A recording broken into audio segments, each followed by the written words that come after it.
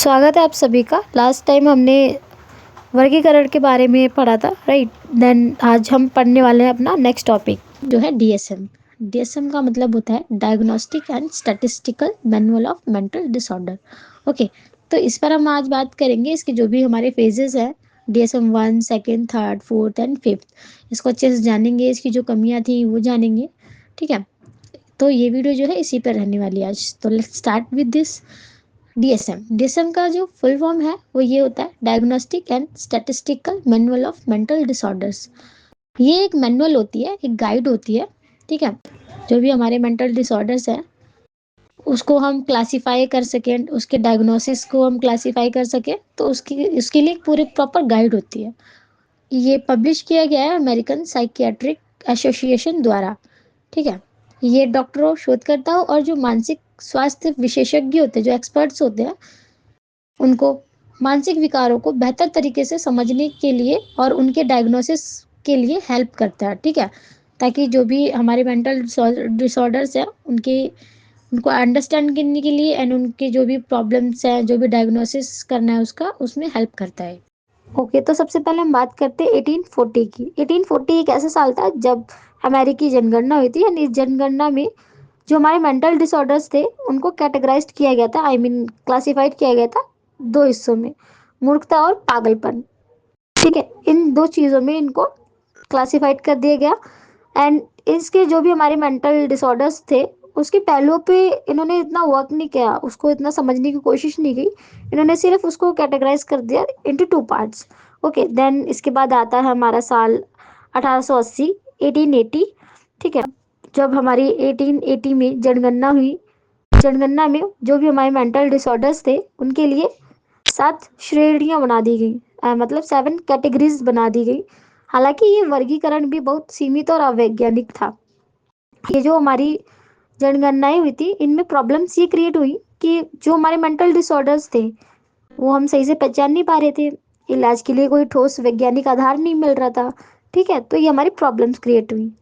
Then इसके बाद 1940 में हमारा जो है डीएसएम का उदय हुआ। 1940 के दशक में मानसिक विकारों को वैज्ञानिक रूप से वर्गीकृत करने की ज़रूरत महसूस की गई।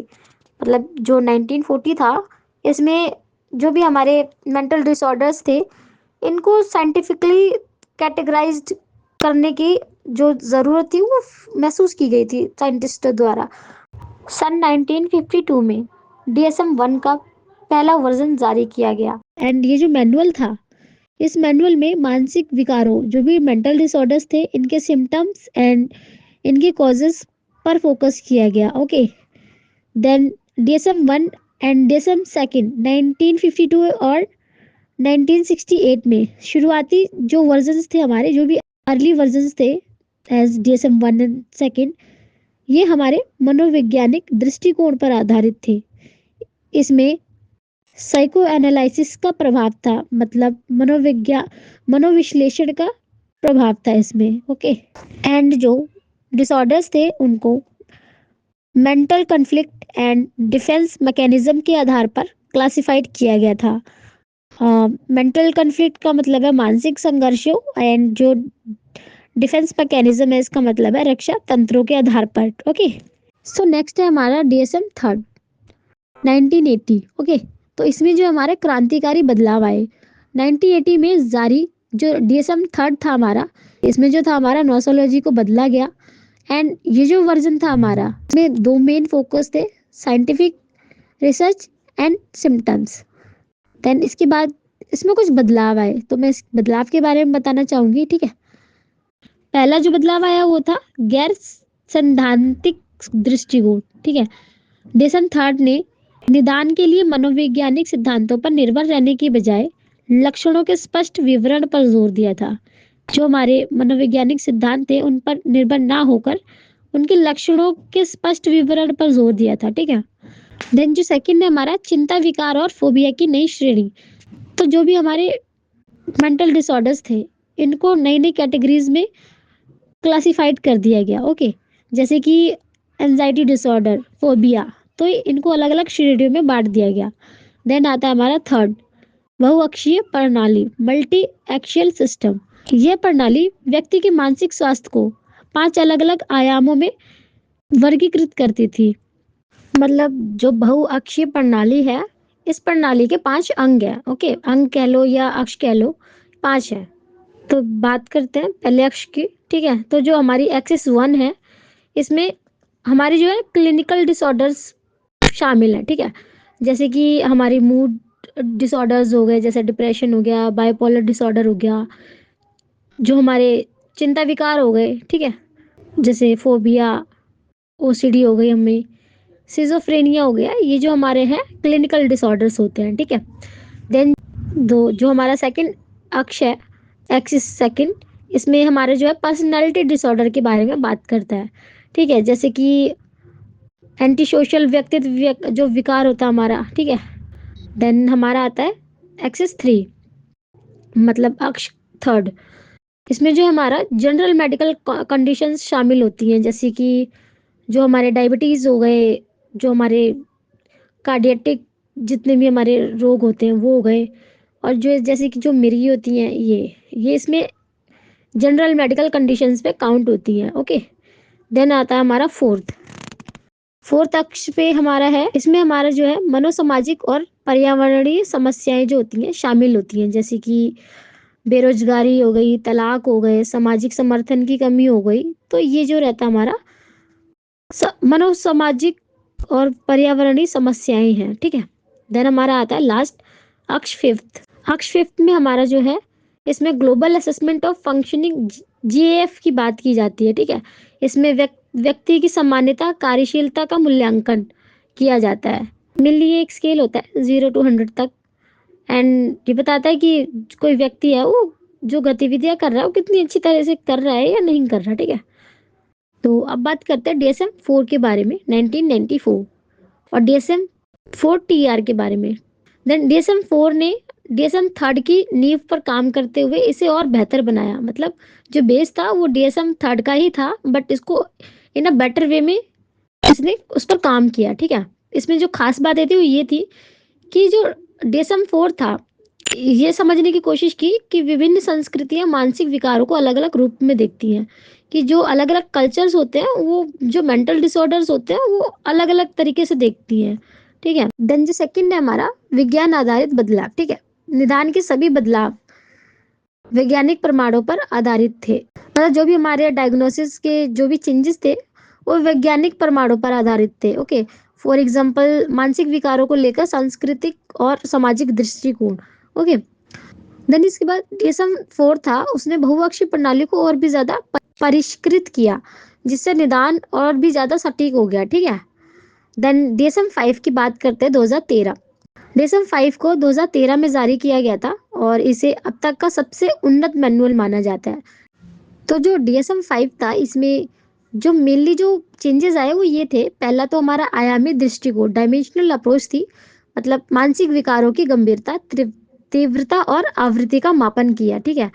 मतलब जो हमारे जो भी मेंटल डिसऑर्डर्स थे उसकी जो गंभीरता, सीरियसनेस थी, तीव्रता थी और जो आवृत्ति थी उसका मापन किया है, ठीक है। देन जैसे कि फॉर एग्जांपल अगर मैं बात करूं डिप्रेशन या एंजाइटी, तो इन दोनों की जो है गंभीरता का मापन एक स्केल पर किया जाता था, ठीक है। देन सेकंड पे आते हैं बहुअक्षीय प्रणाली का अंत। डीएसएम 5 ने बहुअक्षीय प्रणाली को हटा दिया और निदान को सरल और एकीकृत कर दिया, ठीक है। मतलब जो बहुअक्षीय प्रणाली थी हमारी उसको हटा दिया इसने, और जो निदान था उसको और भी ज्यादा सरल और एकीकृत कर दिया। थर्ड जो हमारा नए विकार और पूर्ण वर्गीकरण, कुछ नए विकार जोड़े गए, जैसे कि ऑटिज्म स्पेक्ट्रम डिसऑर्डर। ओके, कई विकारों का पुनः वर्गीकरण किया गया। सांस्कृतिक संदर्भ फोर्थ पॉइंट हमारा है, ठीक है। इसमें जो था हमारा कल्चरल फॉर्मुलेशन इंटरव्यू का उपयोग करके रोगी के सामाजिक और सांस्कृतिक संदर्भ को समझा जाता था, ठीक है। सो अब नेक्स्ट टॉपिक है हमारा आईसीडी, अंतरराष्ट्रीय रोग वर्गीकरण, ठीक है। तो आईसीडी एक वैश्विक स्तर पर विकसित की गई प्रणाली है जिसका उपयोग बीमारियों और अन्य स्वास्थ्य संबंधी मुद्दों के वर्गीकरण के लिए किया जाता है, ठीक है।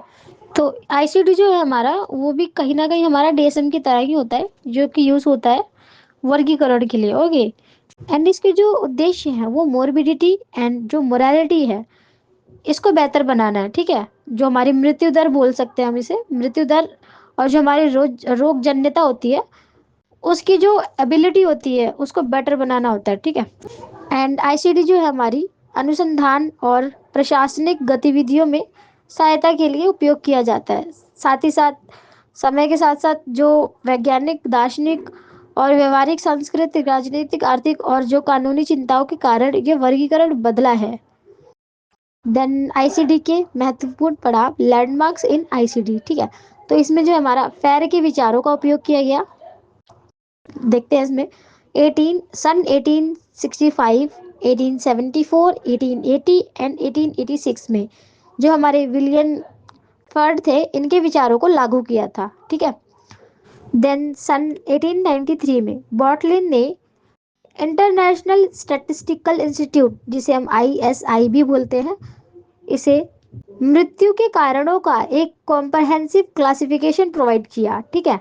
देन सन 1900 में जो हमारी डिसीजेस थी उसका एक पैरेलल क्लासिफिकेशन तैयार किया गया जिसे यूज किया गया for disease related statistics. Then 1948 में गैर घातक रोगों मींस नॉन फैटल डिजीजेस के लिए एक और क्लासिफिकेशन जोड़ी गई। देन नेक्स्ट हमारा नोवा संशोधन 1975 में medical processes and disabilities and impairments का क्लासिफिकेशन जोड़ा गया, ठीक है। इसके बाद आईसीडी 10 पीएचसी में प्राथमिक स्वास्थ्य देखभाल में अक्सर देखे जाने वाले 28 मानसिक विकारों को शामिल किया गया। आईसीडी 11 एंड आईसीडी 10 की तुलना, ठीक है। तो डीएसएम 5 और आईसीडी 11 ये दोनों ही आधुनिक और वैज्ञानिक आधार पर आधारित क्लासिफिकेशन की प्रणालियां हैं, ठीक है। आईसीडी 11 के फीचर्स, तो आईसीडी जो 11 है हमारा 43 भाषाओं में ट्रांसलेशन प्रोवाइड करता है, ओके। देन ये जो है हमारा डिफरेंट कल्चरल कॉन्टेक्स्ट में यूज़ किया जाता है, इंस्ट्रक्शंस देता है, ठीक है। एक समान कोडिंग भाषा है, यूनिफॉर्म कोडिंग लैंग्वेज प्रदान करता है ये। जो आईसीडी 11 है हमारी आईसीडी 10 की तुलना में ज़्यादा लचीली है, ठीक है। वैश्विक स्वास्थ्य प्रणालियों को आधुनिक, कुशल और प्रभावी बनाता है। डीएसएम और आईसीडी का परिचय। डीएसएम 5 और आईसीडी 11 दोनों ही बीमारियों और विकारों के निदान और उपचार के लिए प्रतिष्ठित मैनुअल हैं, ठीक है। ये दोनों ही गाइडेंस है हमारे किसके लिए, बीमारियों और जो मेंटल डिसऑर्डर्स होते हैं उसके निदान, डायग्नोसिस एंड उसके उपचार के लिए, ओके। मानसिक बीमारियों से संबंधित जानकारी प्रदान करते हैं ये हमें, लेकिन इनके दायरे और उपयोग में कुछ महत्वपूर्ण अंतर है, ठीक है। मतलब जो इनके दायरे हैं और जो इनके उपयोग है उनमें कुछ डिफरेंस है, वो जान लेते हैं हम। पहला अंतर, विषय वस्तु का दायरा। मतलब जो आईसीडी हमारा वो मेंटली और फिजिकली दोनों बीमारियों को कवर करता है, बट डीएसएम ऐसा नहीं करता। डीएसएम सिर्फ मेंटली जो वेलनेस होती है उस पर काम करता है। सेकंड, निदान coding, diagnosis coding, okay. ICD जो हमारा निदान के लिए कोड प्रदान करता है और जो डीएसएम है हमारा अपने निदानों के लिए कोडिंग का उपयोग नहीं करता। थर्ड, उपयोग और क्षेत्र। डीएसएम जो हमारा अमेरिका में मुख्य रूप से जो मेनली रहता है मानसिक स्वास्थ्य डॉक्टर द्वारा ये यूज किया जाता है, निदान के लिए, डायग्नोसिस के लिए यूज किया जाता है, किसके द्वारा, बाय मानसिक स्वास्थ्य डॉक्टर द्वारा, ओके। देन आईसीडी जो हमारा विश्व स्तर पर बीमा, बिलिंग सहित अन्य उद्देश्यों के लिए उपयोग किया जाता है, ओके। जो डेसन था हमारा वो अमेरिका में यूज किया जाता है, बट जो हमारा आईसीडी है वो वैश्विक स्तर पर यूज किया जाता है। नंबर 4, स्वरूप और उपयोगकर्ता। डीएसएम में ये मुख्य रूप से मनोचिकित्सकों और मनोवैज्ञानिकों के लिए डिजाइन किया गया है, मतलब it is design for psychiatrist and psychologist, okay. Then जो आईसीडी है हमारा विभिन्न प्रकार के स्वास्थ्य पेशेवरों के लिए उपयोगी है, okay. Then point number 5, design उद्देश्य। डीएसएम में यह अमेरिकी स्वास्थ्य प्रणाली की आवश्यकताओं को पूरा करने के लिए डिजाइन किया गया है। एंड जो आईडीसी है हमारा ये वैश्विक स्वास्थ्य प्रणालियों के लिए उपयोगी है, ओके। डिफरेंस इतना ही है कि जो डीएसएम है हमारा वो सिर्फ अमेरिका में है एंड जो आईसीडी हमारा वो वैश्विक स्तर पर है, ओके। नंबर 6, वर्णन शैली। जो आईसीडी हमारी वो क्लिनिकल डिस्क्रिप्शन का यूज करती है एंड जो डीएसएम है हमारा वो ऑपरेशनल क्राइटेरिया का यूज करता है। नंबर 7, लागत और पहुंच। आईसीडी जो है हमारा वो मुफ्त और ओपन एक्सेस है, ठीक है, लेकिन जो डीएसएम है उसमें हमें भुगतान करना पड़ता है, क्योंकि इसमें जो स्वामित्व है वो एपीए का है, अमेरिकन साइकियाट्रिक एसोसिएशन का। ओके। देन नंबर 8, सांस्कृतिक और भाषाएं। आईसीडी जो है ये हमारी मल्टीलिंगुअल और मल्टीकल्चरल है। डीएसएम जो है हमारा ये मुख्य रूप से अमेरिका केंद्रित है। देन लाभ। आईसीडी इसका क्लिनिकल उपयोग में अधिक लाभ है, एंड जो डीएसएम है हमारा उसमें रिसर्च के लिए अधिक उपयोग। नंबर 10, संस्करण और स्वरूप। आईसीडी इसमें विभिन्न उपयोगकर्ताओं के लिए कई संस्करण और स्वरूप हैं, बट जो डीएसएम है हमारा इसमें केवल एक संस्करण होता है। ओके। हालांकि इसके जो रूप स्वरूप है वो विभिन्न हो सकते हैं। नंबर 11, वर्गीकरण का दृष्टिकोण। आईसीडी जो है हमारा नीचे से ऊपर मतलब बॉटम अप दृष्टिकोण का उपयोग करता है, एंड जो डीएसएम है हमारा वो ऊपर से नीचे टॉप टू बॉटम दृष्टिकोण अपनाता है। ओके। बेसिकली जो हमारा डीएसएम है वो मेनली अमेरिका के मानसिक स्वास्थ्य विशेषज्ञों के लिए है, ठीक है। एंड शोध, शोध का मतलब होता है रिसर्च, रिसर्च के लिए उपयुक्त है, मानसिक विकारों पर केंद्रित होता है ये, ठीक है। एंड वही जो हमारा आईसीडी है वैश्विक उपयोग के लिए डिजाइन किया गया है, शारीरिक और मानसिक दोनों बीमारियों को शामिल करता है, मुफ्त और बहुभाषी है। ओके। दोनों ही अपनी ताकतों और सीमाओं के साथ साथ महत्वपूर्ण भी हैं। इन्हें उपयोगकर्ताओं की जरूरतों और संदर्भ के अनुसार चुना जाता है।